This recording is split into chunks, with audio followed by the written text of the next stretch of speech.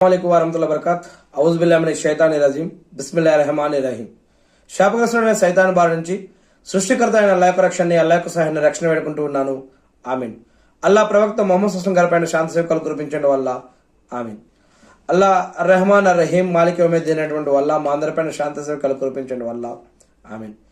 ఖురాన్ మరియు హదీసుల ఆధారంగా ఇస్లాం గురించి మనం కొన్ని విషయాలు తెలుసుకుంటూ ఉన్నాము.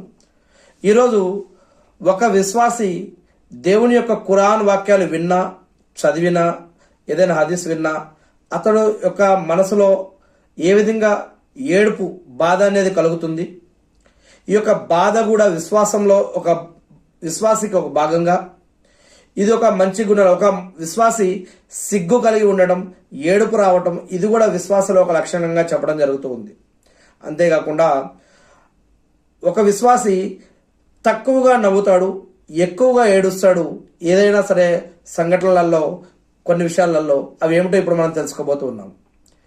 కొన్ని విషయాలు ఖురాన్లో ఒక వాక్యం ఉంది, బనీ ఇజ్రాయెల్ సూరా 109వ వాక్యం. తమ యొక్క గడ్డాలను, విశ్వాసులు తమ యొక్క గడ్డాలను నేలకు ఆనించి మరి విలిపిస్తూ పడిపోతారు. దానిని అంటే ఖురానును విన్న తర్వాత వారికి అనుకువ మరింత పెరిగిపోతుందని చెప్పడం జరుగుతూ ఉంది. ఇక ఖురాన్లో సూరా అన్ నజ్ము 59-60 వాక్యాలలో మీరు ఖురాన్ గురించి ఆశ్చర్యపోతూ ఉన్నారా, ఏడవాల్సింది పోయి నవ్వుతూ ఉన్నారా అని ఇక్కడ అల్లాహ్ ప్రశ్నిస్తూ ఉన్నాడు. విశ్వాసుల యొక్క ముందు ఖురాన్ చదవబడినప్పుడు వారు దేవుడి పట్ల భయం, భక్తి, గౌరవ, మర్యాదతోటి దేవుడి పట్ల భీతితోటి కంపించిపోతారు. ఎందుకంటే అది దేవుడి తరపున వహీ రూపంలో అవతరింపబడుతున్న గ్రంథం కాబట్టి. దైవ శిక్ష ప్రస్తావన ఎప్పుడైతే వస్తుందో అవి వినగానే వారు అప్రమత్తంగా, అంటే వాళ్ళకి తెలియకుండా వారిలో నుంచి ఒక ఏడుపు లేదా బాధ అనేది లేదా కన్నీరు రావటం మొదలు పెడతారు. కానీ అవిశ్వాసులకు, ఎవరికైతే ఈ ఖురాన్ మీద నమ్మకం లేదా విశ్వాసం లేదో లేదా తెలియదో, వారి ముందు ఖురాన్ చదివినా కూడా వారిలో ఎలాంటి ప్రతిస్పందన రాదు. పైగా వారు ఖురాన్ని ఒక పారాయణాన్ని కొంతమంది దాన్ని మజాక్ చేయడం కానీ, అవమానించడం కానీ, అసహించుకోవడం కానీ లేదా ఇటువంటి వాటికి చాలామంది వాడుతూ ఉంటారు. ఖురాన్ని ఎవరైతే నమ్మలేదో, విశ్వసించలేదో అటువంటి వారు చాలామంది ఇటువంటి వాటిని చూస్తూ ఉంటారు. ఆటపాటలతో దాన్ని నిర్లక్ష్యం కూడా చేస్తారు. కొంతమంది వారికి కావాల్సిన దానిని ఉన్నది లేనట్లుగా, లేనిది ఉన్నట్లుగా చేయడం కోసం చదువుతూ ఉంటారు. మరి దేవుడి పట్ల భయం, భక్తి, గౌరవ, మర్యాదతో చదివే వారి యొక్క హృదయాలు వేరే రకంగా ఉంటాయి. కేవలం దీనిని వక్ర మార్గంలో చూసే వారి యొక్క హృదయాలు వేరే రకంగా ఉంటాయని ఇక్కడ చెప్పడం జరుగుతూ ఉంది. దైవ ప్రస్తావన వినగానే విశ్వాసులకు భయంతో వారిలో అనుకోకుండా ఏడుపు కానీ, కన్నీళ్లు కానీ రావటం, మరియు ఆ దేవుణ్ణి కలుసుకోవాలి అని తాపత్రయపడటం కూడా ఇది విశ్వాసుల యొక్క లక్షణంగా. అందుకే ఇలా ఖురాన్ చదివినా లేదా విన్నా కూడా వారికి తెలియకుండా అప్రయత్నంగా వారిలో నుంచి ఏడుపు కానీ, కన్నీళ్లు కానీ రావడం జరుగుతూ ఉంటుంది కొంతమందికి.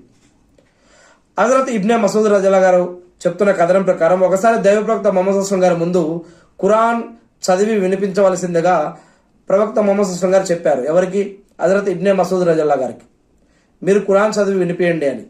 అప్పుడు ఈ యొక్క సహాబా గారు ఆశ్చర్యపోతూ, ఖురాన్ మీపైన అవతరించింది కదా, మీకు ఖురాన్ మొత్తం తెలుసు కదా, మరి అలాంటప్పుడు నన్ను చదివి వినిపించమని మీరు ఎలా చదివి వినిపించమని చెప్తున్నారేంటి అని చెప్పి అడిగారు. నాకు ఇతరుల ద్వారా యొక్క ఖురాన్ని వినాలని అనిపిస్తుంది, ఒకసారి మీరు చదివి వినిపించండి అని ప్రవక్త ముహమ్మద్ సల్లల్లాహు అలైహి వసల్లం గారు అడిగారు. దైవ ప్రవక్త ముహమ్మద్ సల్లల్లాహు అలైహి వసల్లం గారు అడిగినప్పుడు ఈ యొక్క సహాబా గారు ఖురాన్లో 4వ సూరా అయిన సూరా అన్ నిషా ఈ యొక్క సూరా చదవడం ప్రారంభించారు. అది చదువుతూ ఉండగా మేము ఒక ఆయత వచ్చింది. అది ఏమిటి అంటే, మేము ప్రతి సమాజం నుండి ఒక సాక్షిని తెచ్చి నిన్ను, అంటే మొహమ్మద్ సల్లల్లాహు అలైహి వసల్లంను వారందరిపై సాక్షిగా పెట్టి నిలబెట్టినప్పుడు వీరి పరిస్థితి ఏమిటి అనే వాక్యం దగ్గర రాగానే ముహమ్మద్ సల్లల్లాహు అలైహి వసల్లం గారు ఇక చాలు అని ఏడుస్తూ ఉన్నారు. నీళ్లు కారుతా ఉన్నాయి, బాధపడుతూ ఉన్నారు. తలపైకెత్తి చూస్తే గనక కళ్ళు అస్సరుదారులై ప్రవేశిస్తూ ఉన్నాయి నీళ్లు ప్రవక్త మొహమ్మద్ అస్లం గారి యొక్క కంటి నుంచి. ఏడుస్తూ ఉన్నారు ఈ యొక్క ఖురాన్ వింటూ. ఇది సహీ బుఖారీలోని వ్యాఖ్యానాల ప్రకారం, సహీ ముస్లింలోని ప్రయాణికుల నమాజ్ ప్రకరణంలో ఈ యొక్క హదీస్ గురించి చెప్పడం జరిగింది. దివ్య ఖురాన్ను పూర్తి ఏకాగ్రతతోటి దేవుడి తరపున నుంచి అవతరించింది అనే నమ్మకం, విశ్వాసంతో, ఏకాగ్రతతోటి అర్థం చేసుకుంటూ చదివితే గనక, మనకు అరబ్బీతో పాటు మనకు వచ్చిన భాషలో కూడా చదివితే, లేదా విన్న భక్తి పారవస్యంతో హృదయం తాదాత్మ్యం చెందుతుంది. సహజంగానే మనిషి కంటతడి పెడతాడు. ఈ లక్షణాలు మనిషిలోని విశ్వాసాన్ని, దేవుని పట్ల అతనిలో ఉన్న భీతిభావాన్ని సూచిస్తాయి. తాము స్వయంగా ఖురాన్ పారాయణం చేయడంతో పాటు ఇతరుల ద్వారా కూడా ఖురాన్ వినటం పుణ్యప్రదమన్న సంగతి ఈ హదీస్ ద్వారా కూడా అర్థమవుతుంది. ఖురాన్ మనకు చదవటం రావచ్చు, వచ్చుండొచ్చు, వచ్చుండకపోవచ్చు, కానీ ఇతరుల ద్వారా కూడా ఖురాన్ వినటం ఇది కూడా అల్హమ్దులిల్లాహ్ ఇస్లాంలో ఒక భాగంగా. మరి అందుకే ప్రవక్త మొహమ్మద్ అస్లం గారు చేసినటువంటి ఈ యొక్క పద్ధతి, ఈ యొక్క సున్నత్ మనకు అర్థమవుతూ ఉంది. ఖురాన్ మనం చదవటం ఎంత ముఖ్యమో అలాగే ఇతరులు చదివేది కూడా మనం వినటం ఎంతో ముఖ్యం. ఇకపోతే తక్కువ నవ్వు ఎక్కువ ఏడుపు అంటే హజరత్ అనస్ రజల్లాహు గారు కథనం ప్రకారం ఒకసారి మొహమ్మద్ అస్లం గారు మాకు ఒక ఉపన్యాసం ఇచ్చారు, ఒక ప్రసంగం. అలాంటి ఉపన్యాసం నేను ఎప్పుడు వినలేదు అని హజరత్ అనస్ రజల్లాహు గారు చెప్పారు. ఆయన మొహమ్మద్ అస్లం గారు ఇంకా ఏమన్నారంటే, ఓ ప్రజలారా, నాకు తెలిసిన విషయాలు గనక మీకు తెలిస్తే మీరు తక్కువగా నవ్వుతారు, ఎక్కువగా ఏడుస్తారు అని ప్రవక్త మొహమ్మద్ అస్లం గారు అన్నారు. ఈ మాట విని ఆయన యొక్క సహబాలందరూ కూడా తమ ముఖాలు కప్పుకొని ఆ సమయంలో వారంతా కూడా ఏడుస్తున్న శబ్దం వారి నుంచి వినిపించింది. ఈ హదీసు మరి ఇంతకుముందు దైవభీతి అధ్యాయంలో కూడా వచ్చింది. అంటే సహబాలలో ఎంతోమంది బలాఢ్యులు, గొప్ప గొప్ప సహబాలు ఉన్నారు, ఎంతో బలవంతులు ఉన్నారు, డబ్బు కలిగిన వారు ఉన్నారు, డబ్బు లేని వారు ఉన్నారు, మరి దేవుడి పట్ల భయం భక్తి కలిగి ఉన్నారు వాళ్ళు.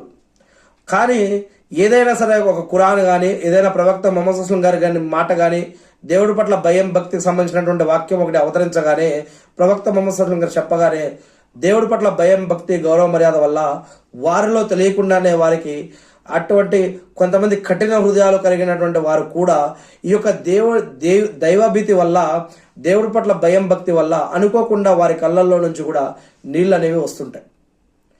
అదే విషయాన్ని ఇక్కడ చెప్పడం జరుగుతుంది. అందుకే అనేక సందర్భాలలో ఇస్లాంలో ఖురాన్ మరియు హదీసులో కూడా చెప్పడం జరుగుతుంది, మీరు తక్కువగా నవ్వటం, ఎక్కువగా ఏడవటం ఇది కూడా విశ్వాసంలో ఉన్నటువంటి ఒక భాగమని.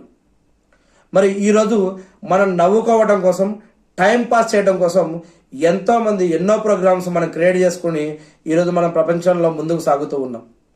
మరి ఎవరికి వారు మనం ఈ యొక్క దైవ గ్రంథాన్ని పట్టుకొని ముందుకు వెళ్తున్నావా, లేదా మన మనసుకు నచ్చినట్టు ముందుకు వెళ్తున్నావా అనేది మరి మనమే ప్రశ్నించుకొని ముందుకు వెళ్ళాలి.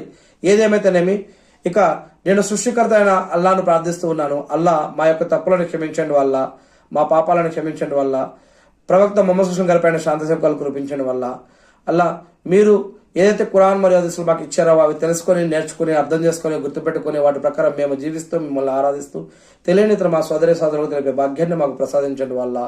ఆమె